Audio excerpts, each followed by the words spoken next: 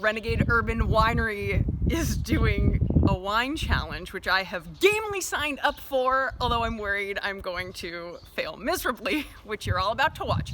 No, but they're giving 10% of selling these sparkling Grenache bottles to Hospitality Action. It's a great cause and a great reason to make a fool out of myself. It still has the sediment on it, as you can see.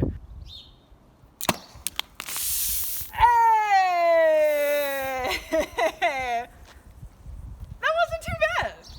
Getting a little Grenache shower. Guess who's prepared? Da, da, da, da. So, happy Friday to you and yours.